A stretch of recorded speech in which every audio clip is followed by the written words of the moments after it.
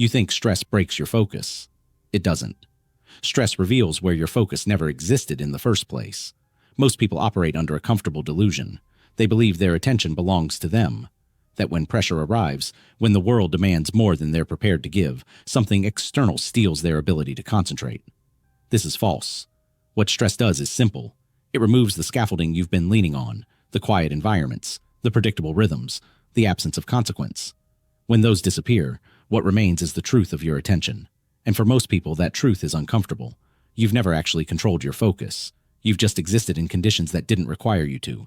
There's a difference between focus that operates in silence and focus that operates in chaos. One is permission-based. The other is structural. When your environment grants you the luxury of concentration, you mistake that luxury for skill. You sit in your quiet room, your notifications off, your door closed, and you think you've mastered something. Then stress enters.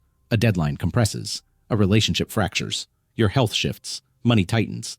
And suddenly, the attention you thought you owned scatters like light through broken glass. This is not an attack on your focus. This is an audit. Every point of stress is a diagnostic tool. It shows you where your cognitive architecture is weak, where you've relied on external stillness instead of internal structure, where you've confused the absence of distraction with the presence of discipline.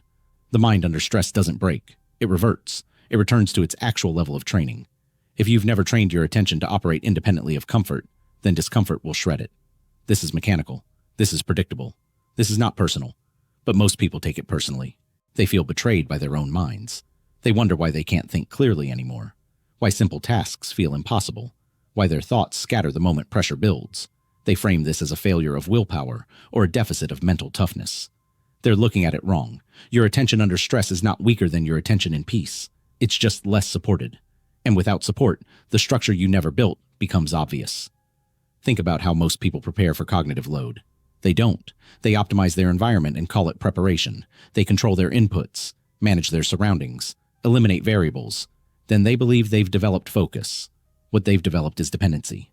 When you need perfect conditions to think clearly, you don't have a mind that focuses.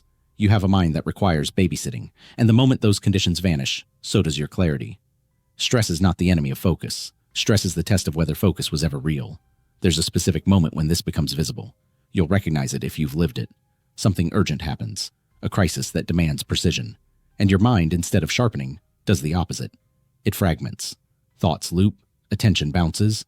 The harder you try to concentrate, the more your focus dissolves. This feels like cognitive failure. It isn't. It's cognitive honesty. Your mind is showing you what it actually is when the training wheels come off. All the times you thought you were focused, you were just undisturbed.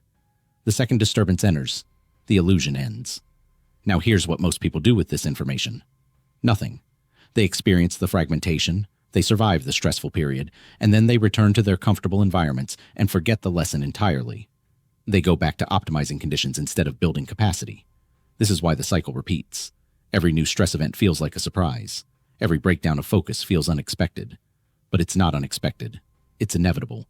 Because nothing changed between the last collapse and this one. If you want focus that survives stress, you have to build it inside stress, not after, not in preparation for, inside. This requires a shift in how you perceive pressure. Most people treat stress as something to eliminate before they can function. They wait for the chaos to pass. They seek calm so they can think. This approach guarantees weakness, because you're teaching your mind that focus and stress are incompatible. You're reinforcing the idea that attention requires peace. Every time you postpone cognitive work until conditions improve, you deepen that association. Your mind learns, stress means scatter, and once that's learned, it becomes automatic. The alternative is uncomfortable. It means practicing attention when attention is hardest. It means refusing to wait for perfect conditions. It means sitting inside the discomfort and directing your mind anyway. Not forcing it, directing it. There's a distinction here that matters. Forced focus under stress is brittle. It's willpower-driven. You grit your teeth and try to muscle through distraction. This works briefly, then depletes you. It's expensive, unsustainable. Directed focus is different. It's not about effort. It's about architecture. You're not fighting your attention. You're guiding it with structure that exists independent of how you feel. This is where most people misunderstand what focus actually is. They think it's a feeling, a state of flow, a kind of mental momentum where everything clicks and distraction disappears. And yes, that state exists. But it's not focus. It's the byproduct of focus. Real focus is mechanical. It's the ability to return your attention to a chosen point, repeatedly, regardless of internal or external conditions. It's not about staying locked on target. It's about coming back to target every time you drift. Most people never build this. They experience the flow state a few times, under ideal conditions, and they think that's what focus is. Then stress arrives and flow becomes impossible, and they believe they've lost their ability to concentrate. They haven't lost anything. They just never had the foundational skill underneath the pleasant experience. Flow is weather. Focus is climate. Weather changes based on conditions. Climate is structural. If you're only training yourself to focus when the weather is good, you're not training focus at all. So what does training look like? It starts with a recognition that your attention will fail. Not might fail, will fail. Under stress, your mind will wander. Thoughts will intrude. Emotions will flood your cognitive workspace. Your ability to sustain concentration will drop dramatically. This is not a flaw in the system.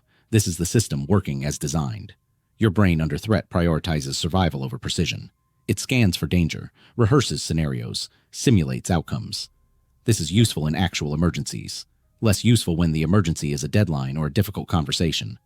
But your brain doesn't distinguish well. Stress is stress. And under stress, your neurology shifts into a pattern that's fundamentally incompatible with deep focus. Most people fight this. They try to suppress the stress response and force their mind back to calm. This fails. You can't think your way out of a neurological state. You can't logic yourself into parasympathetic activation. What you can do is smaller. You can notice when your attention has left, and you can bring it back. That's it. Not permanently. Not perfectly. Just back. This sounds too simple to matter. It's not. Every time you notice drift and return, you're building a neural pathway. You're training the mechanism that allows focus to exist under suboptimal conditions. You're teaching your mind that attention is something you direct, not something that happens to you. Over time, this becomes automatic, not in the sense that you never drift.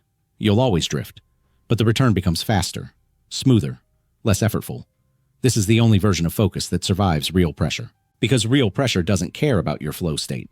It doesn't wait for you to feel centered. It demands cognitive performance when your mind is least prepared to give it.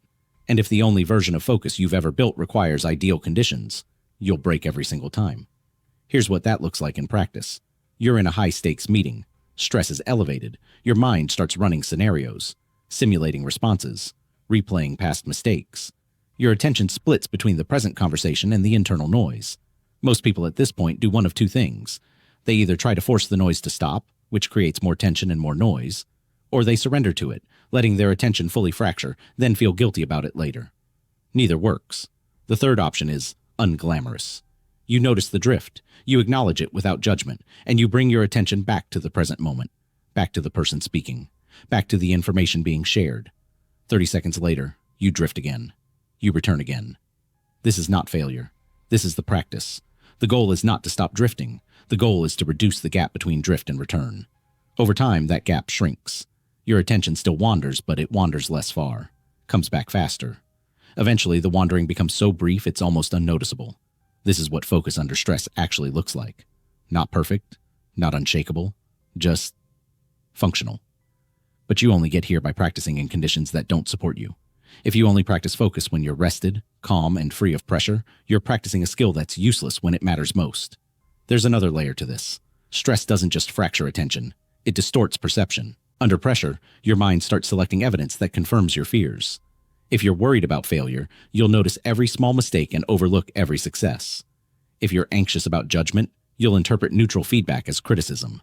This happens automatically. Your brain is trying to protect you by staying hypervigilant to threat.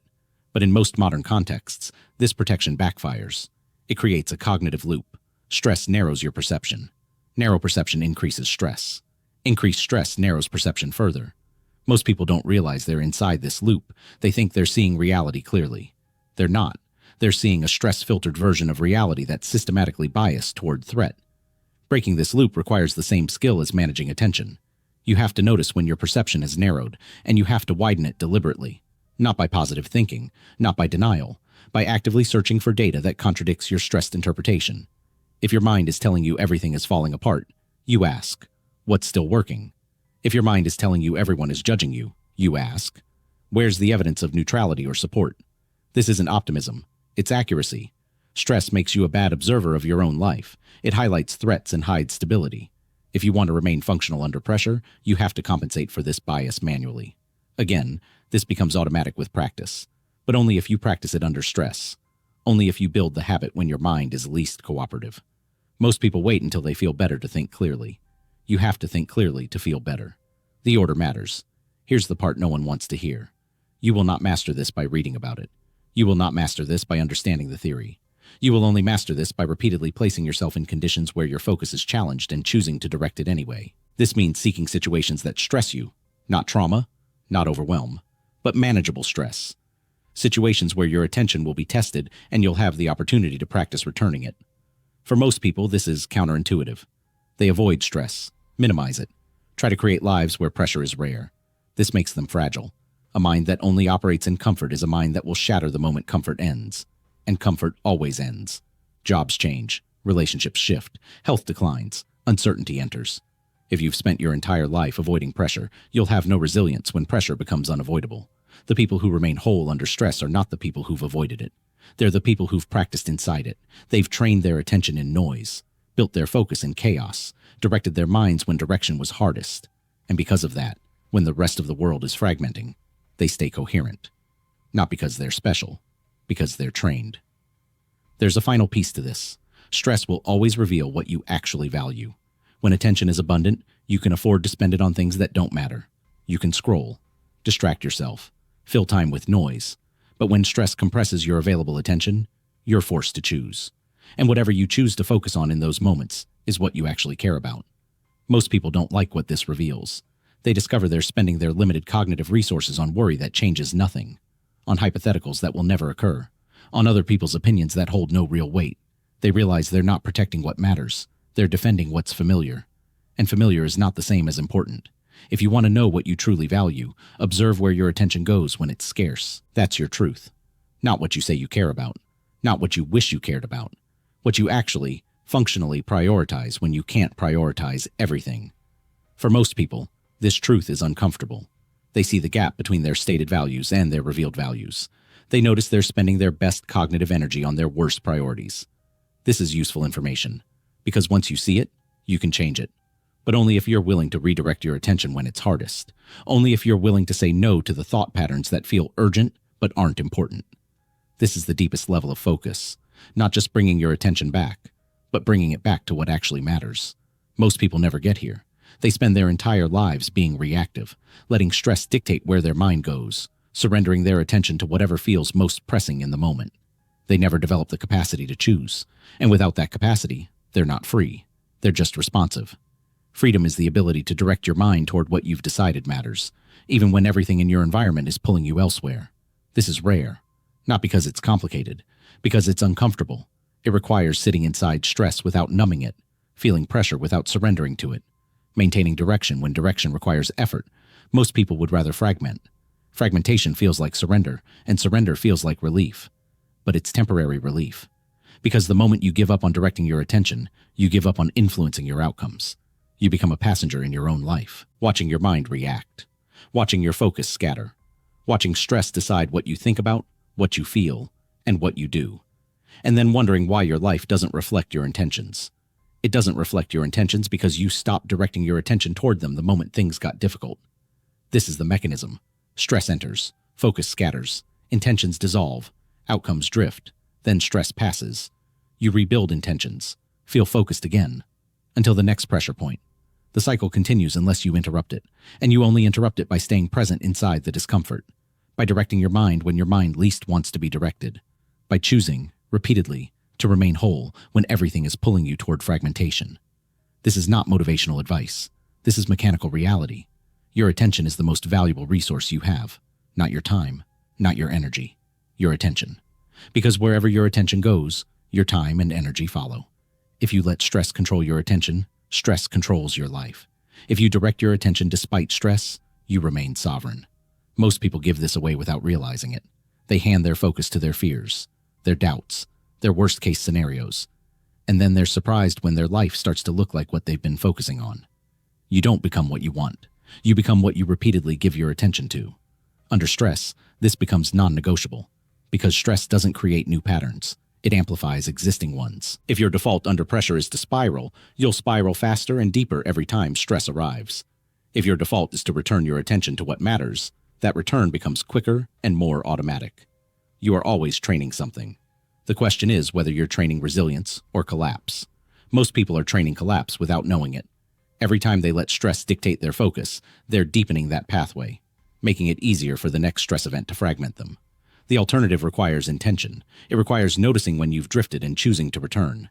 Not once, not when it's convenient. Constantly. This is the practice, and it never ends. You don't arrive at a place where stress stops challenging your focus.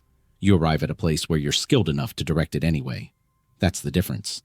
Most people are waiting for the day when focus becomes easy. It won't. What changes is your ability to function when it's hard, and that ability is built one return at a time. One moment of noticing drift and choosing redirection.